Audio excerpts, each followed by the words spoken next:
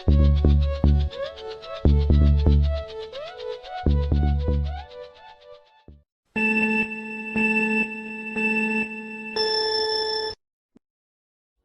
friends, and thanks for tuning in to DeFi-Logic's TA Tuesday live in Discord every Tuesday at 10 a.m. Mountain Time. The Bitcoin conference hype is over, and all-time highs for legacy markets are over too.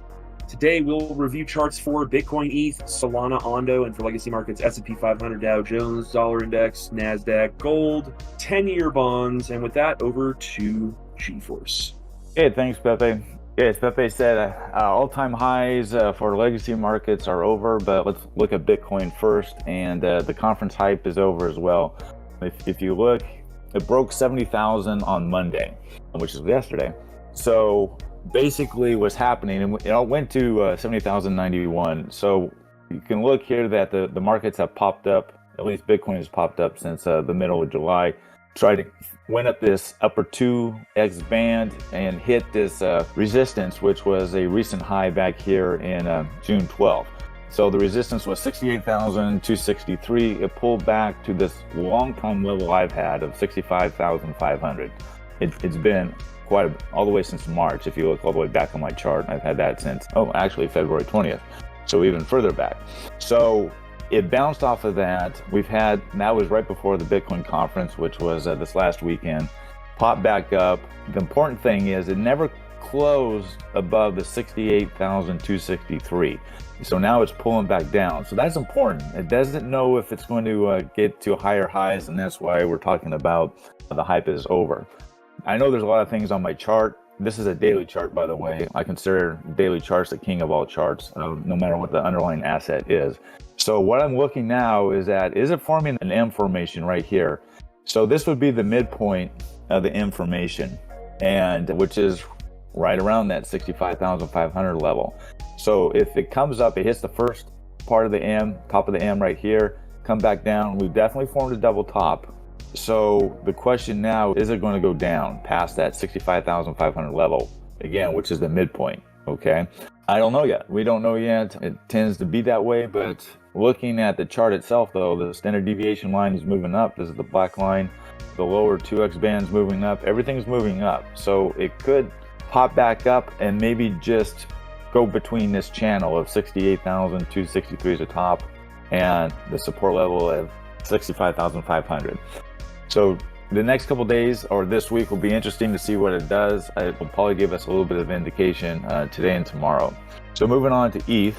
ETH is just sideways. So we have right here this pop that ran up for the ETH ETF, moved up a little bit higher, but it's just gone sideways. It's floating around on the high end of the 34.69, as you can see I have on the chart here. This came back for a support line that it had all the way back here in the first part of June. Then it dropped to this support level of 33.52, and then I have this arrow. I keep all my notes, my old notes, so I can see what's going on. Then it dropped way back down, as we know, the July 4th and 5th debacle, and now it's come back up. ETH is just trying to find out what it wants to do. I don't know what it wants to do right now. It's just now hovering recently, the last week, it's just hovering along the standard deviation line and moving up. So it could get to this high point here, the most recent high point on July, and that's at 33. So I don't know. My first target is 34.69. We'll see if it can get up to that point or not. Moving on to Sol. Okay, Sol is been trading higher, just like all the other crypto, and it's just flattened out as well. So it's never closed above this recent high, or fairly recent high we had back in May 21st. So I'm looking at these levels here. I'll extend this out a little bit further at 186 and change. We'll see what it does, but it hasn't cleared also this level, which right now it's at 184. So if it pops up above that and then also pops up above the midpoint we've had all the way back in May, then it has some traction. It has a lot of the chart saying it does have traction. So you have the standard deviation line, again, the black line going up. Then you also have the upper band, which is a 2x band, and also the 2x lower band, all going up. So it does have some momentum, and hopefully it'll keep going with that. I'm going to switch to Ondo now. That was a request, and we'll look at Ondo. I'll just go ahead and do it on Coinbase, because I had I looked at it recently, and here's the technical analysis for it. So it formed a triangle back here in June, and if you follow any of my TA, that you'll realize that I always say triangles are important because it displays price compression. So you have a baseline here that was at $1.10, and then you had these highs that kept coming down. So once the price compression gets to a certain point, then it's either going to pop or it's going to drop. Ondo dropped significantly, dropped all the way down to 89 cents. And now it's starting to form a triangle again. You see this diagonal line is basically resistance. It keeps forming resistance. Now this bottom line, usually on the triangle, I like to see them flat, but you can have one that's also ascending, going up. And this doesn't really form a triangle. Technically it's called a flag, but the flag is still a triangle as well. So a normal triangle would be down here, would be a flat line, but it's starting to move up. So I'm keeping that as a flag right now, and it's going to come into price compression. At what point will it pop or drop? Nobody really knows. Okay, this one right here, it came early. As you can see, that never made a point in the triangle, a narrow point. They usually come early, the pops or the drops. I'm thinking this one is going to try and get back up, and I think it's going to pop because of this ascending bottom line, but it's hard to tell, and you don't know until you can see some momentum. Right now, I wish the standard deviation line was moving more up so you can get indication that it would be a pop, but right now it's moving sideways. Again, the standard deviation line is the black line in the middle. I don't see it right now. We're going to have to wait a little bit and see if this lower ascending line is really support, or if it breaks down and then this line turns into a flat line, a flat baseline. But right now it hasn't. We'll see what happens today, the next couple days. Okay, moving to legacy markets. S&P 500, we'll start off with that. Not having a good day. It's down points right now. It traded all the way down to 54 last Thursday, 5400 level. And it's come back up. It wants to go to 5,500, but it doesn't look like it's going to happen. So all these all-time highs that we've had, boom, June, July, just going up, that's over, okay? My theory on that is that now that Biden's out of the race, the economy is not, it's a big issue, but it's not the forefront issue. Kamala Harris is now the forefront issue. So the Fed doesn't really need to prop up the markets anymore. At least they don't think they do. So it's tanked ever since then, because you can see that Biden, right here on this Thursday, this weekend, Biden popped out of the race and Kamala was in. We do have a federal interest rate announcement tomorrow. Everybody expects them to say, hey, we do think we're going to cut this year, probably September. But again, all this is mute right now. So you see the markets are tanking back down. And I'll show you also NASDAQ, how that's affected it, which is significantly. So NASDAQ, the AI hype is over with. It was doing all-time highs. As you guys can tell, this gap finally got filled in right here, which is only a few days ago. So these, as you can tell, that I always keep track of gaps, if these gaps get filled in. Legacy markets, gaps always get filled in. Might not get filled in right away. As you can tell, it didn't get June 12th, that gap was formed, and it really didn't fill in until here, until July 24th. But we've created another gap. Okay, so when is this gap going to get filled in? I really don't know. Let's draw this one in real quick. So this is a gap that needs to get filled in, and it could happen pretty quickly, or it could happen a month from now. We don't know. So that's the problem with gaps. You really don't know when they're going to get filled in, but they eventually will. The Dow Jones 30, moving on there, it's looking a little bit better. Came back and tagged the standard deviation line, which was down here at 39,874 last week.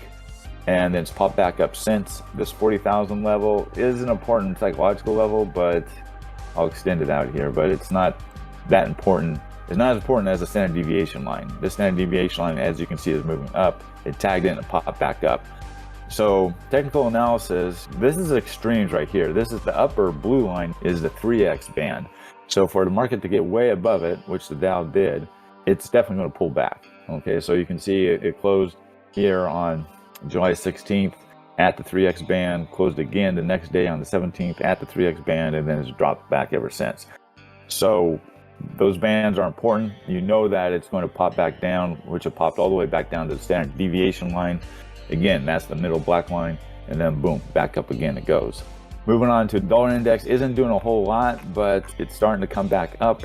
It might be why crypto's going down a little bit, but who knows. there is an inverse correlation between the two, but lately it hasn't been. So we'll see if that goes back into play again.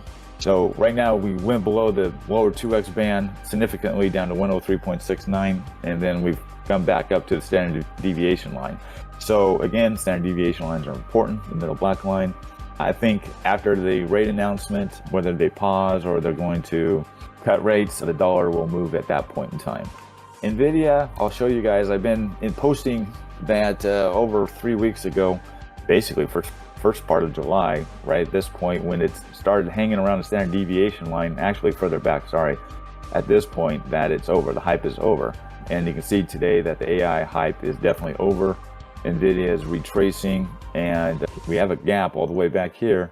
Will it fill this gap in? It's a possibility.